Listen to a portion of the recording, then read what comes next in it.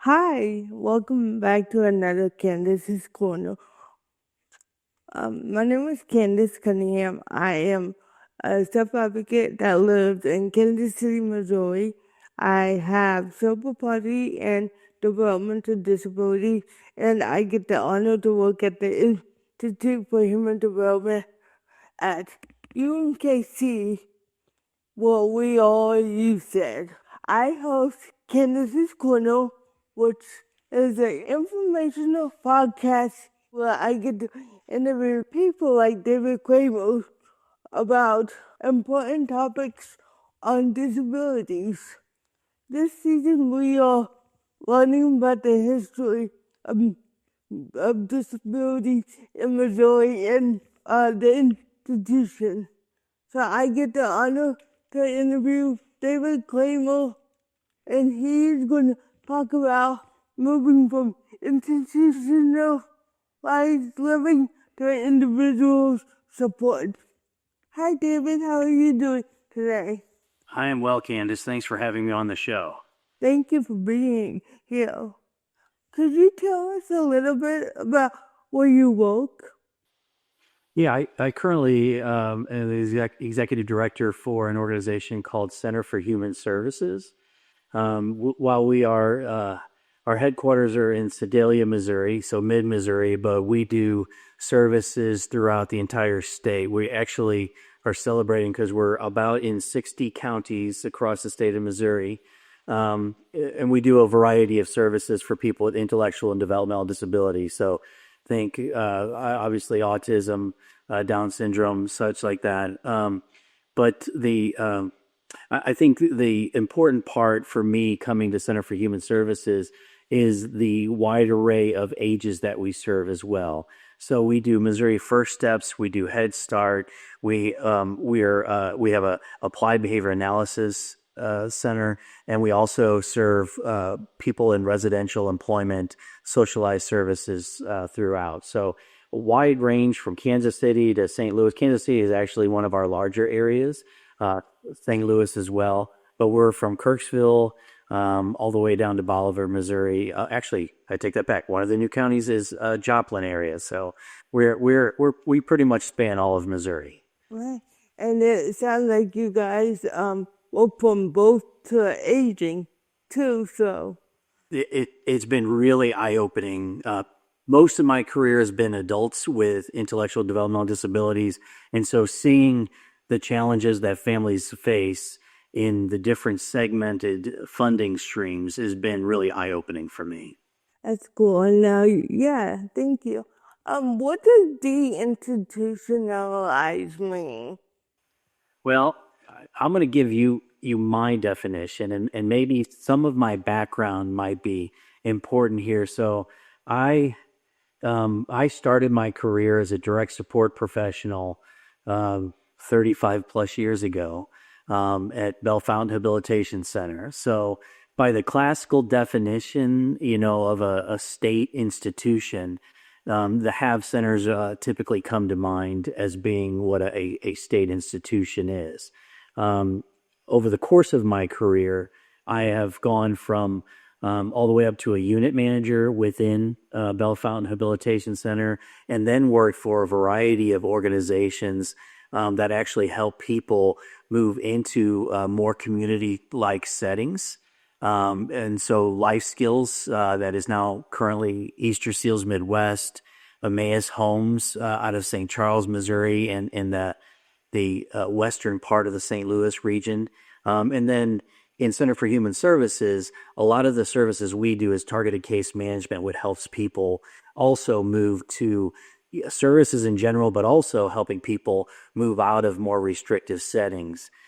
Going back to your original question, really about what are institutions and what is deinstitutionalization, I probably don't have the same definition simply because my career has changed a little bit of my perspective. And what I'm going to offer is that the traditional thought is you think of institution, you think of something with bricks and mortar and space and grounds. And I would also offer that in our field, you talk about control, You talk about restrictive environments. I think the perspective we really need to have is understanding that in my terms, deinstitutionalization is about allowing people control in their own lives. It's about environments that create choice and independence.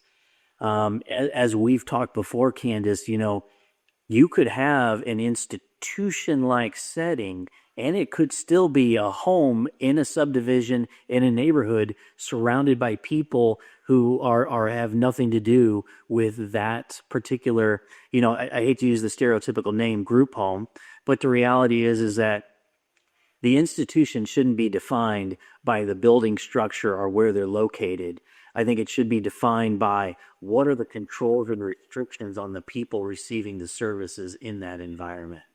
I love that. And with that control and choice, and we hear that, I hear that a lot as a individual in the field that I work in.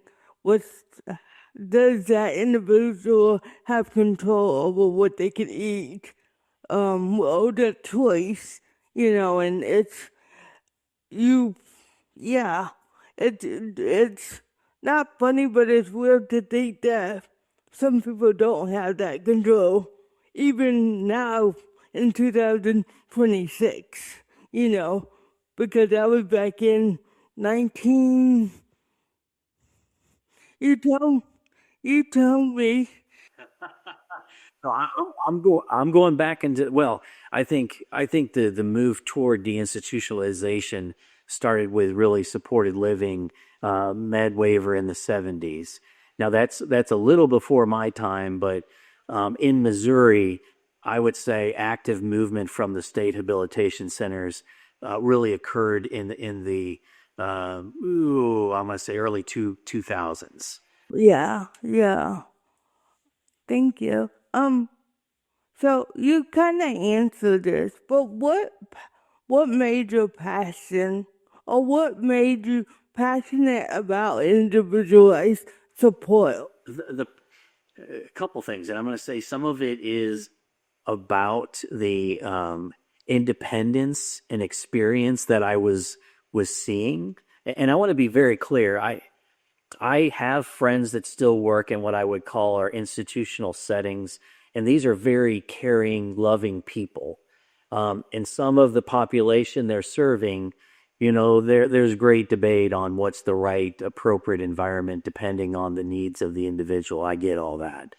I I think to me, what opened my eyes was um, trying to take sometimes an artificial environment and make it what we would call normal. And I know everybody debates, well, what's really normal? Well, let me give you some examples. Having two adults who didn't really have a decision in who they were sharing a bedroom with, and that's who they're supposed to live with.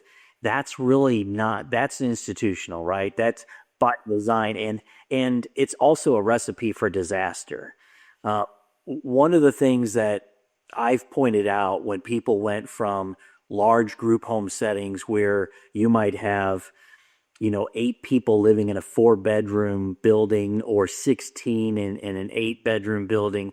My point to all of them is that it makes it harder when you're talking about a structure that doesn't feel like a home. And what I mean by that is that I've worked with people, great passionate people that work in the field of IDD.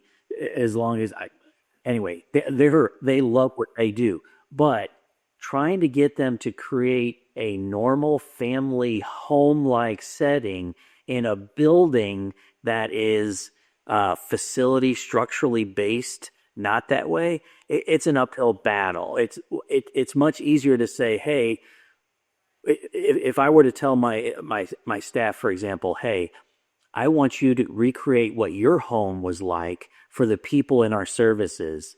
It's harder to do that in a structure that doesn't support that, right? So if you have a bathroom that's not a single unit, lock the door and I have privacy bathroom, and you're sending them into a place with three stalls and feels like you're at a school, That's an institutional setting. That's also, again, a recipe for people. A deinstitutionalized environment allows for privacy, it allows for independence, it allows for choice. And so some of the things that I saw, Candace, that really caused me to take action and say, you know what? I see a passion and I want to make my life helping people move into the community and have that independence to the point that they would like it. Were things like, I remember being in New York, for example, and I was visiting with a family whose child lived on, it was not even a state run institution, it was a private institution. Beautiful place, had beautiful campuses, but I interviewed them because their child left that campus to live in a three-person ISL, independent supported living home within the community. And I asked the family, I said, "What's the big difference for you? Why is this better than what you had on the facility grounds?" And their point was very quick and easy and succinct, and that was, if I left on a Friday afternoon a little early and wanted to grab some groceries and have a barbecue with my son at his home, something I do with my other children who don't have a developmental disability, it goes, if I was on that campus, I literally have to go to a large parking lot, park the car, carry the groceries, go to the nurse's station, sign in, then get escorted back to a room that he's sharing with another individual, and then go down a whole nother wing to get to an area where I can barbecue. He said, now I go, you know what? It's 4 o'clock. I'm done with work on a Friday afternoon. I'm going to grab a couple steaks. I'm going to go over to quote Joe's house, and I'm going to have a cookout with Joe if he wants to do that. I just pull up on the street in front of the house, knock on the door, say, "Hey Joe, I'm here with steaks. Do you guys want to cook steaks?" And it's just like all of my family. That it's not different for Joe. And I think that's a critical piece is most people can tell you what normal is in their life setting, what choices they have that are available for all of us, and people with developmental disability should have the same. That's true. That's true. Thank you. And yeah, wow. So I never thought about it that way. Like, going to wanting to eat with your son or with your son and have the son tick the boxes to say, yes, this is who I am and I am related to my son. Whereas I could just knock on the door and be like, hey, so it's not that hierarchy. It's just, hey, you want to go? Let's go. That's right, and I would add to it because I've also spent time in a variety of jobs where for example, I've been to every state institution in the grounds of Indiana, which, by the way, are all closed. I've been to multiple HAB centers in California, and again, this isn't all about the structure, but many of them, if not most of them, have a security gate that you have to go through, and that's before you even get on the grounds. That creates an environment of institution, right? Uh, but I would like to also add institution and deinstitutionalization. Again, isn't all just about the structure; it's a mindset. And one of the I've been blessed to have people mentor me in my career, and one of the best lessons that I was taught was a classic institutional type mentality would be the difference between asking, if let's say three gentlemen are sharing a home, they decided to live together, and again, let's go to Friday night scenario and say, "Hey guys, where do you want to go eat?" And make that a discussion. So that would be deinstitutional in an approach and culture. Institutional would be, "Hey guys, do you want to go to Taco Bell or not?" Because now the staff person has made that choice. They've institutionalized and put controls on the individuals. And I think that's a critical piece that we not only teach people, it's about helping create opportunities for learning and choice, but it's also trying to make sure that people recognize it doesn't matter how nice the home looks or how quote normal the home looks. It's our interactions that create institutions. Yeah. Um. So how I know you used to work at Bell Fountain Hill. Habilitation. Thank you, Center. What was your role when you worked there, and how did that shape your understanding of institutional living or de-institutional living? Certainly. So, um, as I shared when I first started, I was just fresh out of college, and I ended up starting there as a direct support professional. I think they called it a client attendant trainee back in the day, and so that role that my job was to work with a group of 8 gentlemen in a home, and it was helping them with all their daily life skills. And the Have Center taught me a lot about what we, maybe it's a technical term, but we call it active treatment. And active treatment back in the day was really, I would call it teaching. It was a point of saying, I want to help these guys do as much as they can on their own. And once they maybe where their skill set falls short, then maybe that's where I'm helping try to train them, teach them to do the next step. And if they can't do that, then I step in and finish the job.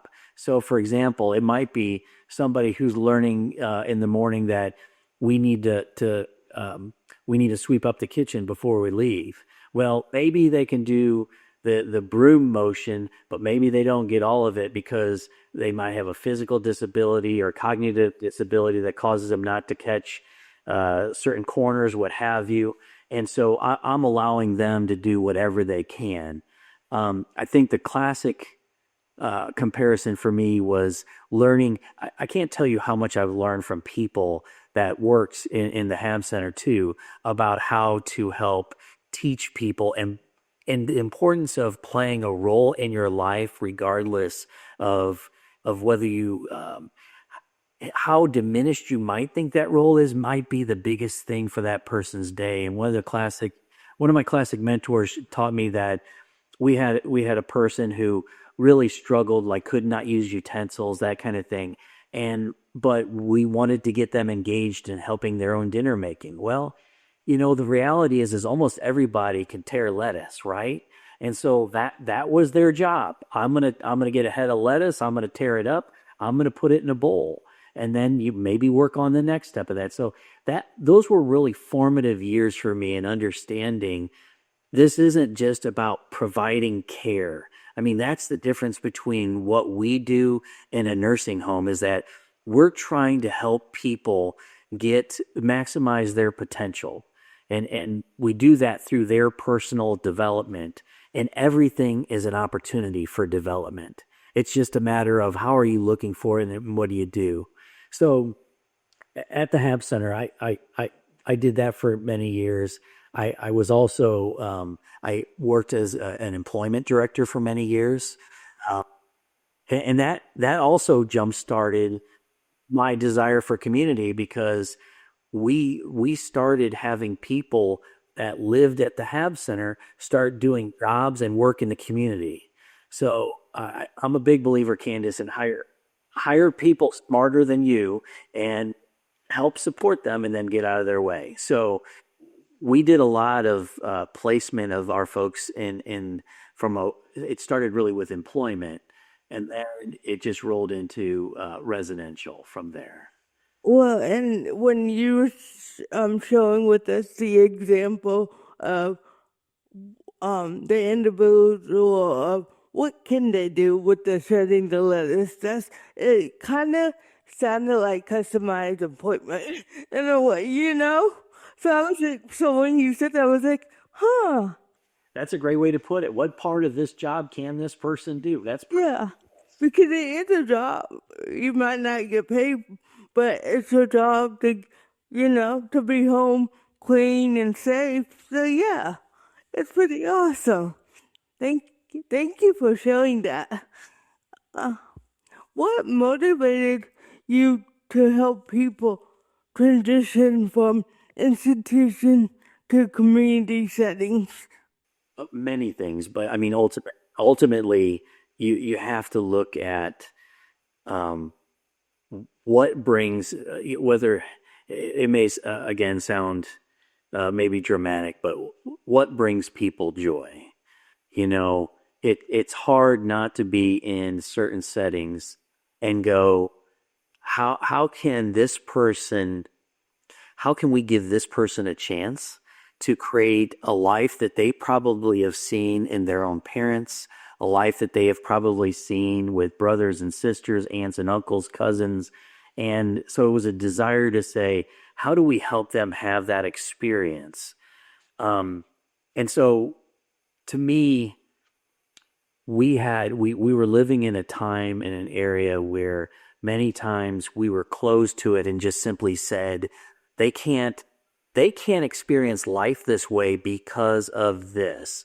And I'll give you some real life examples that we would have assessments that said this person can't leave this setting because they can't, quote, control the water temperature in their bathtub or shower. And so you're like, wait a minute, what does that mean? Well, I get it. They were saying some people can't adjust the hot and the cold to the point of making sure it's not too hot to burn them. I get all that. But we didn't, as a society, work very hard to try and figure out how do we get past that. So at Center for Human Services, our mission statement is life beyond limitations. And that is something I wish I would have heard that mission statement years ago earlier in my career. But it's all about looking at limitations and saying, okay, we all have them. Most people work to get past them. How can I help this individual get past whatever limitations and some of those are limitations that they may have in their own mindset, maybe physically, but a lot of them are put on by other people that basically just say, this person can't do this. I'm going to tell you a real quick story, and I hope it does it justice. Again, this happened in the Have Center, and for a variety of reasons, however you want to look at it, we at the time, this is back in the 90s, we had some folks that would smoke cigarettes on a regular basis. And we had a surveyor come through to evaluate what they would call a property restriction because we had a gentleman who smoked cigarettes and couldn't hold his own lighter because he I don't remember what his physical disability is, but he had shakes. And so you can imagine his hands are moving like this. The surveyor literally said, why can't he have his lighter? And we said, well, look at his hands. He's going to start a fire. And the point he made was, have you ever tried? And we're like, no, we didn't try. He goes, give him the lighter, give him a cigarette, and see what he can do. I'll tell you what, his shaking stopped. He lit the cigarette. I mean, it was like he's done it all of his life. And we're sitting there going, that was a restriction we put on from our head on this gentleman, and he could have carried his lighter this whole time without a problem. So again, institutionalization is a culture thing sometimes more than a physical location. And I wanted people to have that. I'm a big believer in right to risk. I understand that you have to consider safety. Candace, I would offer in my experience, I can't tell you how many countless families and individuals needing services I've worked with, but I almost always say I hear from them. They almost have two different perspectives on what they want in their life. If you talk to mom and dad, I'm a parent, just like any parent. They almost always say, I want them healthy and safe. They'll throw in happy. I want them happy too. But healthy and safe always falls in there. If you ask an individual what they want, many of them are going to say, I want to experience things. I want to be independent. I mean, especially if you're talking about a late teenager, early 20-something, they're like, I want to experience the world. They want quote, a chance. And so to me, that came across clear to me is that if we help people move from this setting and show them they're capable of it, and show the world that they're capable of it, people have a chance to experience that independence. And who knows, at that point, you get a job, you have all kinds of things. Your whole world is ahead of you. Uh, so that I I understand that we want to paint everybody with the same brush and say this is possible everywhere. I think you have to look at it and go, for this individual person, we want to challenge the norm, we want to challenge the restrictions, but we have to do so that makes in a way that makes sense. Uh, on the other side of the house, psychiatric services way back when, we learned a lot of life lessons of people where they just opened up some of the doors, and it wasn't plans, transitions, it wasn't supportive, and there was a lot of problems with that situation. Yeah, and it reminds me, I'm an individual, of course. Well, and it's like my mom wants this for me, but if what do I want? And if I just listen, okay, I love you, mama. Sorry, but if I just listen to my mom and all the professionals and stuff, I'm gonna be in a side lockdown, like not doing what I want. And sometimes you see individuals who all like that go out and do rebellious things just because whomever said you can't do this. Okay, I'm gonna show you I can do it, and I might get in trouble, but gonna, so if you can just come to a consensus or agreement to say, let's take it one step at a time to see how we can get to your goal and the parents' goal or whomever. You could not have put it better. That's I mean, if you think of it, that's how we've all developed in life. We've all learned to walk by taking one step at a time. We certainly have fallen. Everybody has fallen. That nobody's been perfect in that, but it doesn't mean you don't continue to try. It it may unnerve parents, but the reality is that that's how we all develop as human beings. Yeah, and parents are always going to be around. So, you know, how are those individuals going to learn to take care of themselves and not being taken advantage of? I know that could be a whole different segment to that, but you know, Yeah, well, and that's a great point, and I like the fact that you mentioned taking advantage of, because that could happen. That could happen to any of us in a way, shape, or form. And I think it's a matter of one of the. I also had a mentor that taught me. It was a Mark Gold. I don't know if you've heard of that name before. Um, and I think I believe it was. This is going back some time, but I think it was Try Another Way. But the concept was, is we went through an exercise where we had a gentleman who loved to get coffee and typically had not been the one to make the purchase. And so we, as an exercise, took him to a coffee shop and just let him lead. So instead of the staff person being the first out of the car, going to the door, holding the door open, going to the counter, we simply allowed this gentleman to take his steps, and he knew exactly where to go. He went up to the counter. He had, I don't know, a $5 bill in his hand, and he was not able to verbalize, but he was able to point what he wanted. The teller said, "You want a cup of coffee?" He nodded. He gave him the $5 bill, and at that point he did get the change back. But we had a conversation about that and said, so what if he doesn't get the change back?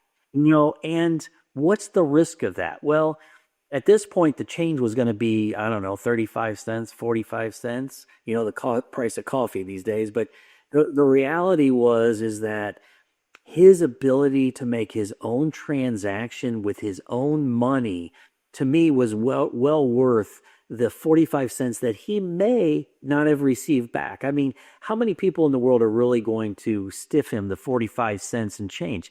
They're going to make sure he understands this money is yours and they're going to take it. But the reality is, even if that didn't come back to him, that value and that self-esteem, that learning of something he's never done before in his life, well worth that price. Of course. Wow, that's awesome. It gives me chills, but pretty awesome.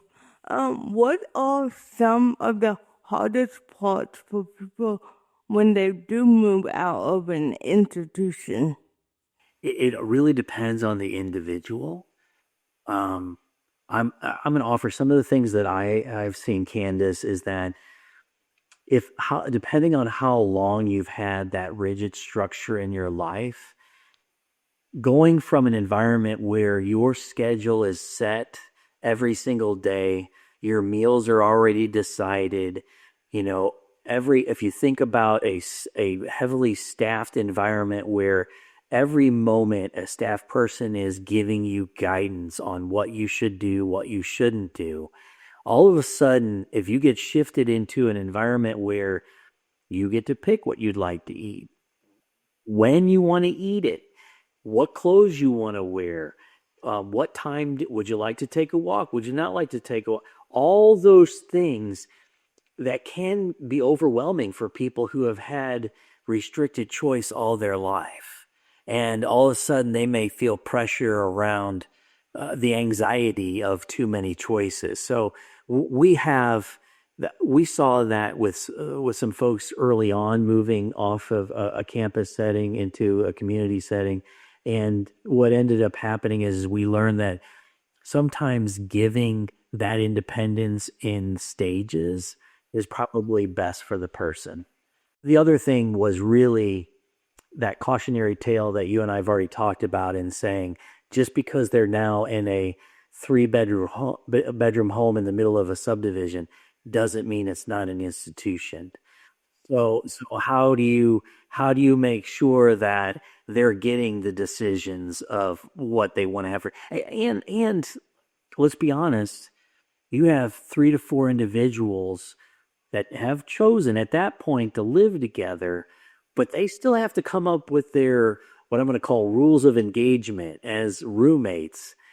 How you start talking about things like I always reflect back to a time where maybe people went to college and we all shared an apartment together or a home together, and you're sitting there going, okay, when are acceptable hours for visitors? How are we splitting up the costs of utilities? Excuse me. There's a variety of things around that really it's more along the lines of how do people still best live together and stay civil and connected to each other. And you don't have to be best of friends. Sometimes I've seen where it's better that they're not friends, you know, and they don't have to all have the same hobbies. I think the one other piece that I'd like to share is the recognition. I've worked in some urban settings, from St. Louis, St. Louis City, St. Louis County, but a lot of my work at Emmaus Homes was in St. Charles and also in Warren County, and it's a recognition that sometimes people who live in an urban setting sometimes don't understand the rural, and sometimes the rural setting don't understand the urban. We have to understand that, you know, what I liked about the community rule when it came out was, again, it wasn't always about the physical structure. It was also about how are you accessing the community around you and when are you doing that? And so community, so for example, in Warren County, community, you could live on several acres and you not see your neighbor, and that's okay. A lot of people choose to live that way. I right? I lived that way for a long time, but it doesn't make it institutional.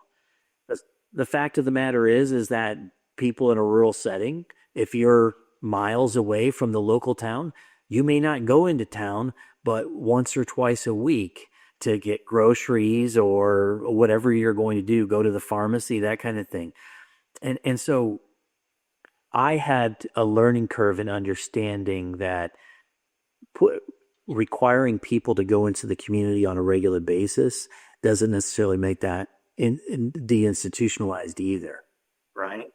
Yeah, wow. And it's funny because after I asked that question and you started answering, I was thinking about, well, it's kind of like leaving high school and going to college.